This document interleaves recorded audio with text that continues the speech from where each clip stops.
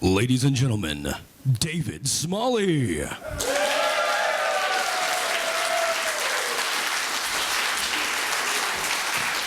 So great to be here. Thank you guys for sticking around.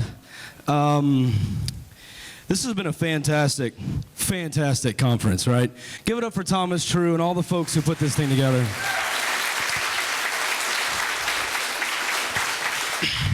It really has been amazing. When I first saw the lineup, I was like, wow, that was just so cool to see all those folks together.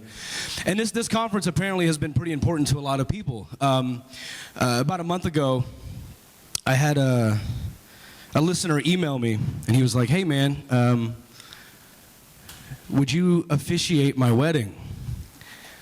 And I was like, wow, such an honor. I'm a humanist celebrant. I can do that. I really wanted to. I was like, yeah, let's do it.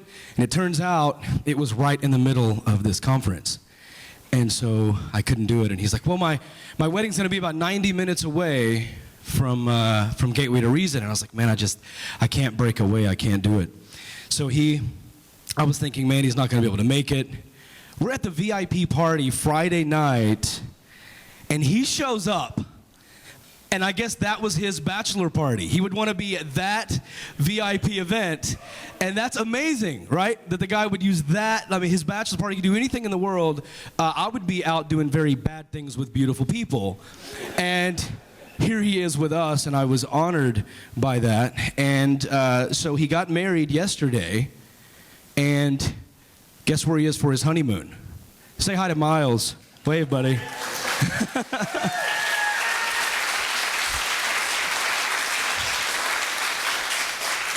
Congratulations. Is your wife a Christian? She's not here, is she? Oh, she came for Hemet. Oh, I see how she is. Well, you're my favorite anyway, just so you know. Fantastic. So that's what, congratulations, man. That's awesome, and thank you for making us a part of your weekend. You could have done anything with that. Seriously, that's huge. So that's kind of what my talk is about, is kids and atheism and families. And guys, you know, I thank you all for being here and sticking around. It's the last talk of the conference, so I could just kind of mail it in and you probably wouldn't care. Kids and atheism. Don't let your kids be fucking Christians. Good night. Uh-oh, is that reporter still here? Scratch that from the record. I really didn't mean that. I'm joking. So I want to talk about it because it's one of these things that atheists tend to be afraid of indoctrinating our kids, right? You're like, well, I want to teach my kids the things that I know, but I don't want to indoctrinate them. I want them to make a choice. Almost every atheist parent I've talked to says, well, I want my kid to make a choice. How many people here have kids? How the hell did you make it to a conference? That's amazing. That's so cool. My daughter's actually in Camp Quest with Brandy in Camp Quest, Texas, and my son is here. I put his ass to work. And so that's how we're able to do it. But I don't want you to be afraid of indoctrinating kids, and here's why. Let's first look at the definition of indoctrination. To teach someone to fully accept the ideas, opinions, and beliefs of a particular group, and to not consider other ideas, opinions, and beliefs. So I don't know if you're at home telling your kids, atheism is the only answer to every question and reject everybody else. I don't know anyone that's doing that. So I don't think you need to be worried about indoctrinating a child into atheism. That really doesn't even make sense if you think about it. There is no doctrine to indoctrinate them with, okay? And so many people tie different things to atheism that I think make it kind of scary. They kind of make it to where they don't want to indoctrinate your kids. Well, listen, our job as parents is to teach our kids what we find out in life, right? So if we come across something that we see as the truth, we're supposed to pass that down. That's how we get better and make progress as a species. And so we're kind of supposed to tell them what we find out to be the truth.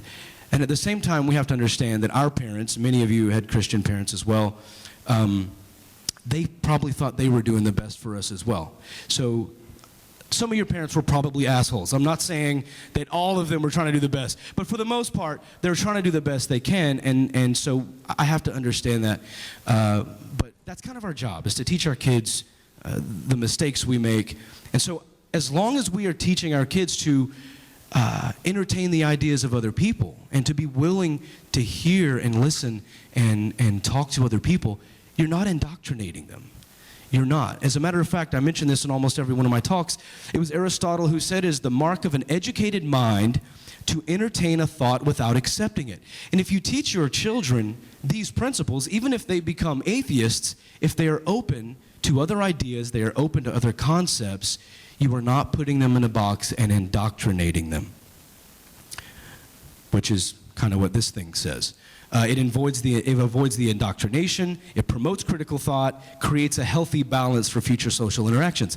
This is what we're supposed to do as kids, as parents. So, so many people think that when I teach my kid this, I'm forcing atheism on them. So let's talk for a second about what atheism is not.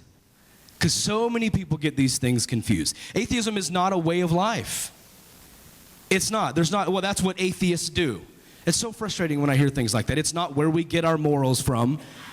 It's not a place. I had a show in North Carolina, and I was at a church doing a live dogma debate episode, and I was debating a preacher, or I think it was a youth pastor. And an atheist in the crowd had just gone through grieving the loss of her father, like 2 days before this event.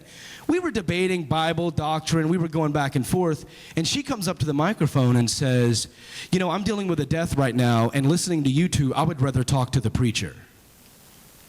And I said, well, why is that? And she said, because you and atheism have nothing to offer me, at least he has comfort. And I said, ma'am, atheism doesn't offer you anything like that. Atheism is not this big concept of doctrines that you can teach your child and get morality from and all these other things. It's not a religion. It's not a belief. And I know what you may be thinking. Damn it, David. By the way, that's the voice that I use when I read your emails when you're angry at me about the show. I have fun with it too. Isn't atheism a worldview built on humanist principles? Isn't atheism demanding evidence for the supernatural? Isn't atheism's purpose to teach critical thought? Isn't atheism rooted in evolution?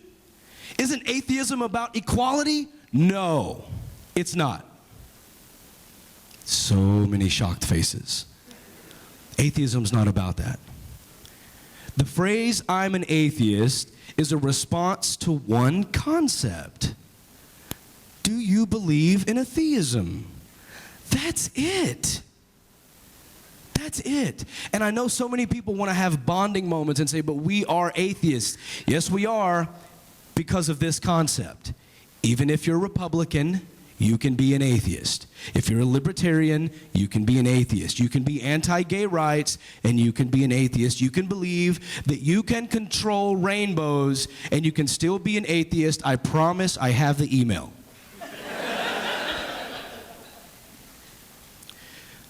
A worldview built on humanist principles is humanism. Demanding evidence for the supernatural, that's called skepticism. The science rooted in evolution, that is biology. Teaching critical thought, that's reason and logic. An ideology of equality is human rights.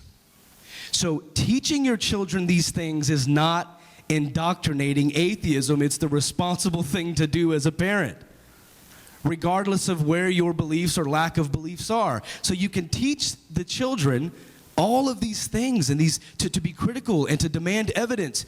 That's not indoctrinating atheism. You're being a responsible parent. There's one other piece to this, though, that I think is probably one of the most difficult for many parents. Because all of us at some point have done something as parents to deserve a look like this from our kids. And we want to pretend to be very smart and like we've got it all together, and our kids look at us like this, and we know they're right, but we have to pretend. How many here have grown up with your parents in the because I said so generation? Yeah, there we go. I think we've all heard that, and I think that's where a lot of this starts. So we have to allow them to question authority. Respectfully. Respectfully. As long as they are... I was never allowed to ask why without my mother picking up something. Okay, I understand now. I got it. I understand. Because I said so is such a frustrating answer. And when you are the authority, it's very hard to allow children, especially young children, especially teenagers, to question that authority. It's very, very hard, but you have to allow them to do it because that's how we promote progress, right? We want them to be able to question their authority at work. We want them to be able to question authority at school. There's a teacher telling them the world was created in 6 days. I have a question. But if they're never allowed to question you from the time they're born until 7th grade, they're much less likely to question that authority at school or at work or in a church. So I think it's important that we check our egos at the door and allow our children to question authority even when we are that authority. And the bottom line is this isn't rocket science. It's not super hard. It's not difficult because really we don't make children atheists.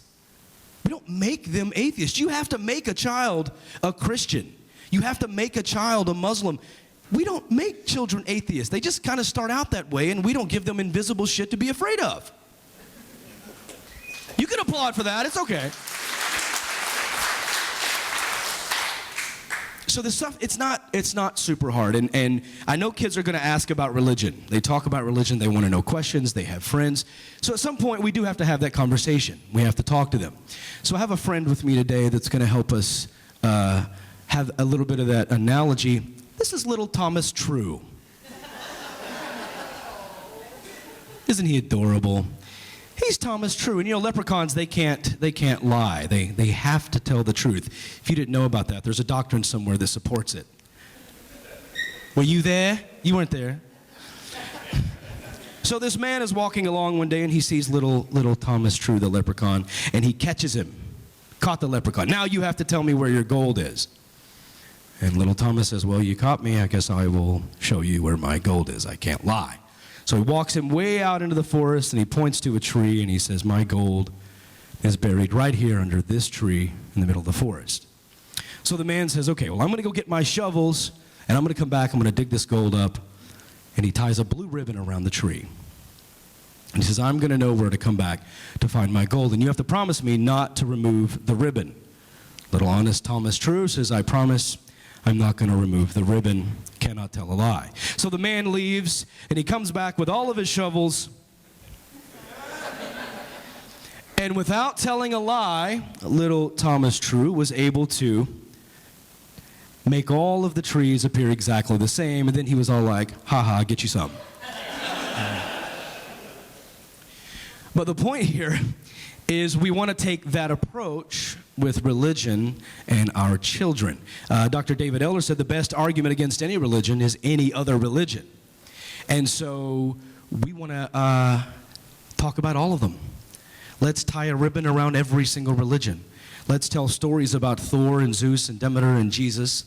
And then let's mix in some Horus, Krishna, Elohim, and our favorite god, Joseph Smith.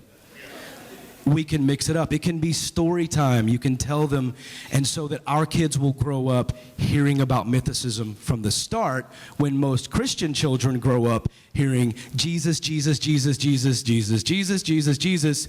Oh yeah, there's this thing called Greek mythology, right? And now we understand that these are all fake. And my God is the real one. And that's at the root of indoctrination, and we want to avoid that. So mix Jesus and Demeter and Zeus into your story times, and they'll understand from the very beginning, myth is myth. And you may also want to teach belief basics, the impact belief has had on our world. I'm honored to say David G. McAfee just released a book called The Belief Book, and it's actually for children. It's on Amazon, it's on Kindle, but we actually, at Secular Media Group, we did the audiobook for it, and I actually did the voiceover. It's a super short book. It's only like 30 minutes long, and I think it's like $2 or $3 on Audible. It's super inexpensive. But it goes into detail, briefly, as far as a kid can understand, just where God's come from, why beliefs are important, how beliefs have impacted our world, how some beliefs are actually good. Right? Some beliefs can affect things in a positive way. I think the analogy in the book is Your belief. See, if you're up in a tree, you don't want to jump because of your belief of what might happen to you when you hit the ground, your understanding, and he starts to draw those conclusions about how some things can kind of keep you safe. It also may be a good idea, this is something I do with my daughter, I teach her the history of the holidays and how much that religion-style talk has sort of impacted our lives. Things like the winter solstice, the real history behind Easter. Not the washed-over Christian version of what Easter is. What Christmas is, how it came, where it all came from. Even the word holiday itself has holy day right in it. So we say, oh, I have a secular holiday. Those words kind of start sounding funny. So you want your children to understand the root of what's going on, because they can understand that they can attend something that's seen as a religious ceremony without accepting the ideas of that religion. You can be a part of your family. You can do these things. Words like Thursday, words like Saturday, all of these things are built on belief. They're built on some at some point there was a belief, there was a God, there was something that was worshipped. It's all around us. So teaching your children these individual things, and I do it on the actual holiday itself. Guys, do you know what Easter is about? Do you know what Christians believe Easter was about? Do you know the real story behind Easter? And we sit and talk about it, and we do it every year so that my daughter can rattle this stuff off and we can talk about it. I think it's healthy to be able to give them the understanding of our culture and to be understanding of why people are so passionate about these holidays. And then we have the issue of situational awareness. How many of you have had your kids stay the night somewhere, and then you get the phone call, hey, it's Saturday night, and we were just thinking we would like to take your child to church. There's no right or wrong answer to this question. I would love to be able to tell you, here's what you do, step 1 through 5, and everything will be fine. There are so many variables to a situation like this. It depends on the resiliency of your child. It depends on who's going to be taking them. It depends on where they're going to be going. Are you going to swing by Westboro? No. You can't take them, okay? But there are some pretty relaxed, churches that, it also depends on the age of your kid and all sorts of things. Has anyone here ever had their kid go to church with a friend or family member? Any experience you want to share at all? Anybody? Go ahead. I'm going to stop here. I say, sure, then we'll take one of your kids to our Apple Society. I'll trade you. That's a good one. You? Well, I was going to say my daughter was 7, but if you were in a situation like that, I think, sure, tell me where the church is, and I'll meet you there. Nice. My daughter went, and when she came home, I said, so how'd it go? And she said, we just doodled and made a bunch of drawings, and then we went to Burger King. And I went, well, how'd you like it? She goes, I'd rather have McDonald's. Wasn't even a thought in her head, so fine with me. And again, if you root them in the humanism, the skepticism, the demanding evidence, the respecting other people's views, but at the same time requesting and demanding evidence for claims, you may not have to worry about this stuff so much. Let them go and then come home and give them a talk. But then you've also got the situation of them going to school. How many people here have kids who identify as atheists and have been mistreated at some way at school by a friend or a teacher? Okay, not a whole lot of people. My daughter's been through that. There was a time where a girl walked by my daughter sitting next to one of her friends, and the girl says to my daughter's friend, "Don't sit next to her, she's an atheist." And my daughter just said, "She's been sitting next to me all year and nothing bad has happened yet." And I thought it was such a cute little response to that. But it's important to at least ask your kid, does religion ever come up at school? Because you may think that religion is something that happens in grown-up places like these conferences and at work, but I promise you, kids as young as 8 or 9 years old are being talked to. My daughter was told when she was 7 years old that because she didn't believe, Satan was going to come out from under her bed and eat her. I asked her, I said, what did you say? She's 7. She said, I told her, who's Satan? I was like, let's go to the internet. I want to show you some cool pictures. Like, that's how simple it was for us. So it really all depends, like I said, on the resiliency of your child and their age and their comfortability. But then you have the situation of family. Baking cookies with grandma, suddenly, so Elizabeth, why does your daddy hate Jesus? Just, gosh, out of nowhere, you know. There's really a couple of different things that I recommend doing here. For one, you can just have your child politely explain they don't want to have the conversation. We all have different levels of fear of our mothers and different levels of comfortability with conflict. And many of you may find it interesting or helpful to say something like, I'd rather not talk about religion without my parents here. And just tell them, hey, look, if grandma asks, this is what I'd like you to say, and then we'll talk about it together. And if they keep pushing, you can say something like, shouldn't my parents be here for that conversation? To sort of ask questions and kind of say, hey, kind of leave me alone, grandma. I'm not going to church yet. But then I also don't want to tell you that you can't give your kids ammo to fight back a little bit. I'm not against that, and I've never heard anyone tell me that my kids shouldn't fight back. But it's important that we arm them with questions to defend themselves. Something like the Socratic method, something I use all the time on my show. And I can't explain it any better than E.M. Forster said, how can I tell what I think until I see what I say?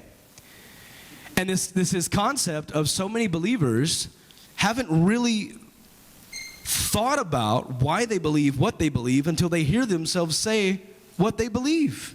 It's just easy to say, yeah, we believe this and we believe that. But when you start to ask questions, then it kind of starts to come out and they have to make sense of it. They have to piece it together. So, quick example, Socratic method, some questions that your kid could ask a friend or family member. If you want to give them the ammo, something like this. If your religion was wrong about something, would you want to know? Very simple questions. How do you know for sure that your religion is the right one? Believe it or not, this was the first question for me that made me question my faith. How do you know that the people who wrote the Bible were really speaking for the God you worship? These are super simple questions where the answer really doesn't matter, but it's the point that the child is making the adult say, wait a minute, let me stop and think about my position. Would you want me to lie and say I believe when I don't? Don't you think I can be a good person without sharing your beliefs? Why do you trust science with transportation and with your health care, but then reject science when it tells us the age of the earth? Again, stress respectfulness, and a lot of these are going to be for older kids. Something like this. I would heal wounded soldiers who fought for our country. Why do you think God doesn't? From the innocence of a 13 or 14-year-old inquisitive mind, it could really make an adult stop and think, you know, maybe I'm in over my head with this 13-year-old. But it's important also to teach them to explain humanism, because that's really, we're not sending out little disciples of atheism. That makes no sense. What we really want everyone to be is a humanist. What we really want everyone to accept and embrace is love for humanity and equality and all of these humanist principles. So if you want to teach your children to say something, let's talk about love for humanity. Let's talk about people helping people. Let's say things like, do we really need a religion in order to help each other? Let's arm our kids with positive messages of love instead of some sort of blanket statement or script about a religious belief. And when they hear your child asking generic questions of skepticism and then offering up statements of love for humanity, it's going to be very hard to look at that child as a little rotten kid.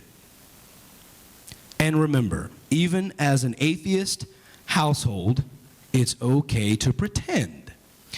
In fact, it's very healthy to draw a line and show the difference between make-believe and real life. Who doesn't want to believe in the tooth fairy, after all?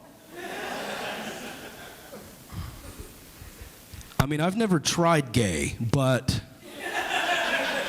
my God.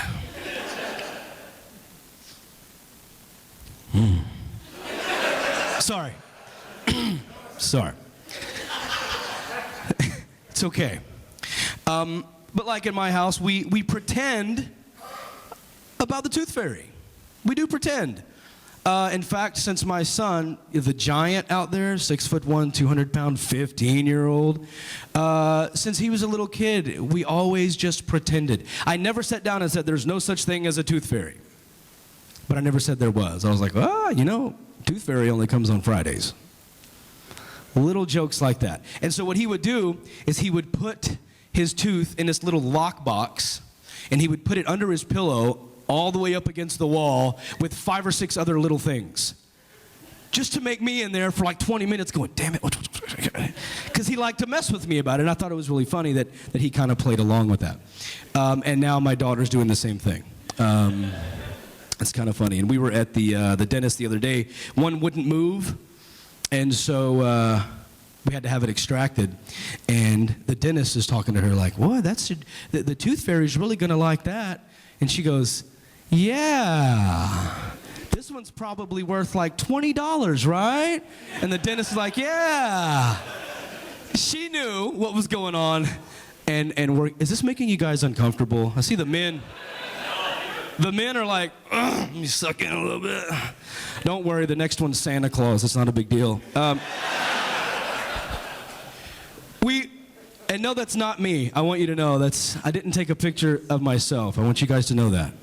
Is it clear? Okay. We do the same. Was that for me or? No, I got it. Okay. It's important we do Santa Claus too. We play though. We pretend. We don't actually tell our children it's Santa, but we may write from Santa on a gift, and they laugh and they play and they pretend. We talk about the importance of these types of beliefs. We try to tell them don't spoil it for other families, things like that. We don't want that jerk kid that goes telling everybody it's all. But at the same time, having a little pretend, having a little make-believe can be fun as long as they understand. And I understand that this is interesting for most of the ladies here and some of the guys. The next one's for us, fellas. It's the Easter Bunny. And you know how we like our Easter Bunny. And yeah, that one is me. I put the mask on. Okay, that's enough of that. I like to do critical thinking exercises as well with my kids. Things like riddles on road trips, stuff like that. Video games, guys, I can't stress enough, video games are not what they used to be. There's a lot of problem solving. There's a lot of good interaction. Also, you can find out if you connect with people on Xbox or PlayStation and you wear a headset, you can find out exactly how many people have slept with your mother. It's fantastic. It's fantastic. It's very, very informative. Brain games, I recommend, and apps. iPhone, Android, iPad, whatever the hell the Android iPad is supposed to be. I don't keep up. There's one called Left versus Right that I strongly recommend. These quick little games. Of course, Lumosity, they run commercials all the time. Elevate, I've actually tried every one of these, and they're really cool. Elevate is a good one, your personal brain trainer. Can You Escape? That is so, you played that one? That is so cool. It's really good for kids who do have to go to church, by the way. Especially if they're Catholic. I was hoping for at least one groan in this talk, and I got it. FitBrains Trainer and then Mind Games is probably one of the most popular. So definitely check those out. And here's a crazy idea. How about you ask your kids questions you don't know the answers to? That's an exciting thing. I love telling my kids, I don't know. They'll ask me a really cool question, and I go, yeah, I don't know. But if you could answer that by the end of the day, I would be really proud of you for looking that up. Little things, and I'm not saying write a one-page report. I used to do that, and they'd go, never mind. But I'll just go, if you could answer that question, that'd be awesome. And I've learned stuff from my kids asking me questions, by me asking them questions I didn't know the answers to. Tell them when you don't understand something. It's okay. You don't have to put on this false bravado that you're just this genius know-it-all, because they're going to find out. They're going to see the truth. Ask for their help with solving problems, and even try their ideas when you're certain of failure. So many people you're working on a problem, and The kid comes in the room. I want to have, shut up. I've been working on this for an hour and a half. Give me a second. You want to just be like, leave me alone, let me handle it. Sometimes I'll take Talissa with me to go get food. And on the way back, I'll just pull over and go, God, I have no idea how to get home. She's like, what? I'm like, I have no idea. I think you turn this way. And so I start turning, and sometimes she goes the opposite direction. And yeah, we waste a little gas, but we have fun, and she finds her way, and then we find our way home, and I'll go, no, I think it's this way, or I think it's this way. It's so much fun, but it's constantly challenging her to think about the world around her and figure things out. And read with your kids. Learn with your kids. Even when you read children's books on science, I promise you, you will learn stuff too. It may sound silly, oh, it's for fifth graders. It doesn't matter. You're going to learn stuff. We're actually publishing this series called Tiny Thinkers right now with Secular Media Group. You guys ever heard of Kids Heart Kids? The organization that helps schools in Uganda? This guy who heads up that organization, his name's Mario Mouton. He's out of Louisiana. He's the author for these books. I was hanging out at his house. It was me and him and Jerry DeWitt. And he's like, I want to read you this children's story I wrote to my daughter. And so he reads this story about Charlie and the tortoise. And it's this wonderful story of this little kid named Charlie who goes to an island and sees a tortoise who's very, very old. And the tortoise can tell him about changes that he's seen over time in finches. And little Charlie takes notes and figures it out. And you find out at the end of the book, Charlie is Charles Darwin. And that these are, for the most part, true stories about scientists told from the perspective as if they were children. We have one coming out with Carl Sagan called Carl Went to the Library. We've got Nikolai Tesla, and then one of Richard Feynman. Who knows who Richard Feynman is? Oh, okay. That book's called Richie Doodles. And Lawrence Krauss has already agreed to write a small foreword for that book because, for those that don't know, Richard Feynman was a mentor to Lawrence Krauss. So, I mean, I'm not here to push the book or anything, but, you know, if you wanted to help, you could go to GoFundMe.com/tinythinkers. And I would never push it on you or anything. It's not a big deal. But we're excited about getting that funded. We're doing the first 3, and we've already got the first one funded. Charlie and the Tortoise is almost done. And I may, have stalled a little too long for you to stare at that. Is that? Okay. I guess what I'm saying is read with your kids, learn with your kids. Don't take it upon yourself to label your children as atheists. This is the one thing I would suggest you not do. Instead, teach them how to defend themselves with questions. Teach them how to research. Teach them science. These are things you should do whether you had a religion or not. Teach them critical thought. Teach them humanism. And let them label themselves. I think that's really our job. Thank you.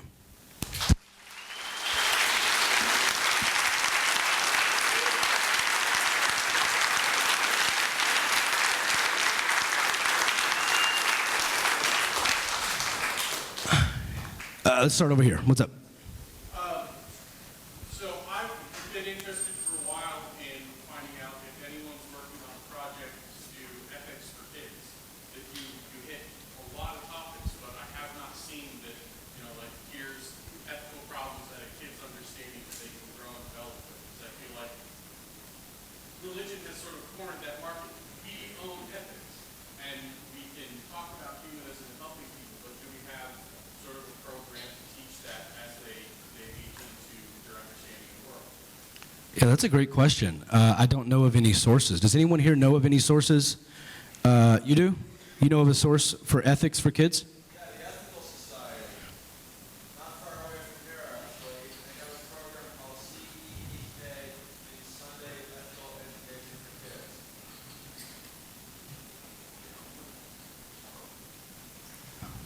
Just in case you wanted to see it again. No, that's a great concept. And is there anything published? Is it a book? Is it a brochure or? It's like Sunday school. Oh, okay. Well, maybe we should put something in print like that. Maybe we should work on that. That's a great idea. Other question? Right here. A lot of what you were talking about kind of assumes Yeah. My wife and I were both evangelical Christians. We have 3 evangelical kids, and now I'm an atheist. So she takes them to church, and I get to read those every night. Any ideas? Wow. That's yeah, Charlie and the Tortoise. I mean, that's the toughest question I think anybody could ask, period. I actually have a situation going on with one of my staffers that's very similar. Her husband is very strong fundamentalist and wants to force the children to go to church every Sunday. And both kids are saying, I don't want to go anymore. I don't believe it. And he blames her for them not believing. I give her credit for them not believing. But he says he thinks he should have the right to be able to force his kids to go to church when they don't want to. And she says, I think you're being a bully. Let them make the decision. And they may be separating over it. And I don't know what to say about that. I really don't. Every family dynamic is going to be different. You would hope that the partnership itself would be understanding. Maybe we all go to church once a month, and then maybe we all go to a humanist meeting once a month. But you know what? When you think that the creator of the universe is your best friend and personal genie, you feel privileged. And that's what happens so many times in that situation. So, I mean, I could recommend the Secular Therapy Project, or the Secular Therapist Project, where they could do maybe some online counseling or a counselor with a secular therapist. Because we know what's going to happen if you go to a Christian therapist. Clearly you're broken, right? But a secular therapist could possibly try to find ways to work with both of you. That would be the best thing I could suggest right now. That's a really, really tough one. Some families are able to make it happen, but it's usually because the Christian is a super liberal Christian and totally fine, and you're on point with gay marriage, and you're on point with all these things, and sure, we can respect everyone's beliefs. You're talking evangelical, fundamentalist Christian. Man, I'm sorry. That just sounds really tough. It does sound really tough. There's another question over here. Yes, sir. I wish you were my dad. Thank you. Yeah. That's sweet of you. You talk a lot about allowing the child to experience scientific method in reality, in real time, in their life. In other words, fuel the flames of curiosity, and then let the child follow. And what you're describing is something that I think in regular school is. Yeah. I studied biology for a very long time, and it amounted to who can memorize the most facts. Mm-hmm. We really want to support that creative thought process and that critical problem solving type stuff. Just the other day, we got a new conference table. My house is basically a business now. We don't have a big dining room. We have a conference table with like whiteboards and projectors. And so we set it up, and Brandy, my wife, she wanted a secondary monitor, and we have a monitor, but there was no stand because it had been mounted to a wall for years in the studio. And so I went to Talissa, who's 11, and I said, you know, Mom has this monitor we'd like to use, but there's no stand for it. Do you think you could figure something out? And I just let her go. And I knew there was a potential of a broken monitor in my future. But to me, her being able to express and figure out that problem, and I'm telling you, you give your kids chances like that, they're going to surprise you more often than not. And what she ended up doing is she found this really deep chair that was off in the garage that nobody uses, and it had these arms that went down, and she carried the monitor, and she set it right in that, but the chair was going to fall over. So she got her brother, and she said, hold this chair still. He held it still. She went and got about 15 books and stacked the books on the other side of the chair to counter the weight balance. So we had this ridiculous contraption set up, but Brandy had the second monitor. And I was so proud of her, and I kept telling her, wow, you did a great job. I love that. And then when it was time to clean it up, I said, hey, can we do this backwards and make sure we put it up without breaking anything? And she was in charge. Okay, don't move the books yet. I'll hold the monitor, you move the books. And it was a fun experience. I try to do that as much as possible. And they're really helpful. Kids are brilliant if you just give them the opportunity to think. Yes, sir. You mentioned on your show a couple times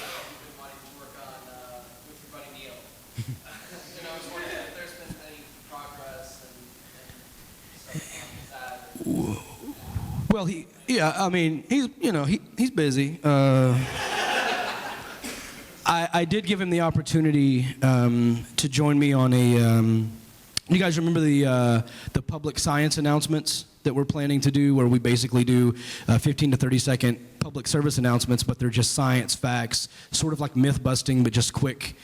We have a segment on the show called Fact Check Yo Mama, and we just go, you don't really have to wait an hour after eating to go swimming. It's little stuff like that. We were going to do that. He was a little busy for that. He does some TV thing. I guess he thinks he's a big shot. But I've got an email into his assistant right now, and I don't know what's going to happen, but I am putting in a request for him to write the foreword to the Carl Sagan children's book, and we'll see what he says. I honestly don't know. Yes, ma'am.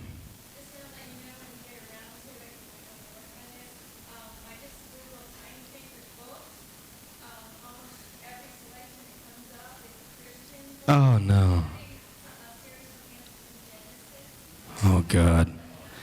Well, tinythinkers.com is still available, but it costs $700.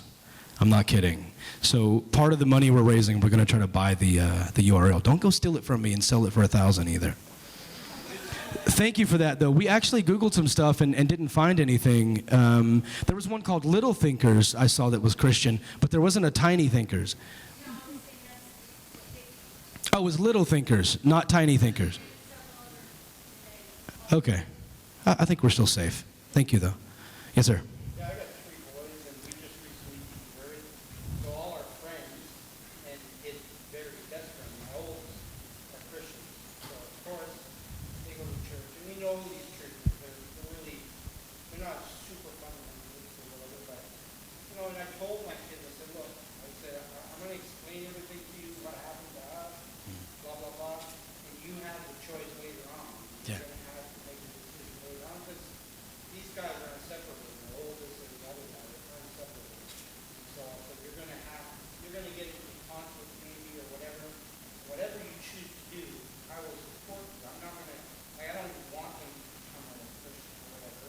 But I told them that I wouldn't hold it against them as long as they don't become a very judgmental, fundamental. So I'm kind of worried about that a little bit. Am I doing something wrong there? I mean, the best thing you can do, it's just for adults or children, period, is you want to be a safe place when they have questions, period. That's how I treat my friends, my family members, the guests that come on my show. Sometimes, the more I get to know people, I kind of hold them to a different standard, and I let my anger sometimes leak out. And sometimes I have to remind myself to treat the Christians in my family like the Christian strangers on my show, and it goes better, actually, if I give them that little bit of respect. But I think the best thing you can do is just be a safe place, because it doesn't happen overnight. We all know that, at least for most people. I've actually heard one story that it literally happened overnight, which, like, he woke up, was like, this is bullshit, and that was it. It was hilarious, but so I can't say never, but at least usually it's not overnight. And so what you want to do is be a safe place. Even if they're going to church and they say they're Christian, ask questions, employ that Socratic method, because when they do come across something that they feel like doesn't fit, they're going to come to you for the question. If they feel comfortable talking to you. If you've been insulting, if you've been, degrading them and calling them names because they believe, they're not going to want to come to you when they want to tell you, hey, you may have been right about one thing. They're not going to want to give you that glory because you've been arrogant, right? So I would just be a safe place and show them that they're loved and teach them that critical thought, even if it has nothing to do with religion. Help them work through other problems. Teach them how to research so that when they have questions about it, they will be able to go look it up on their own. Any more questions before we close out? So I answered everything. It's all done. I've solved all children's problems on the planet. Guys, thank you so much for being here. Thank you. I really do appreciate it.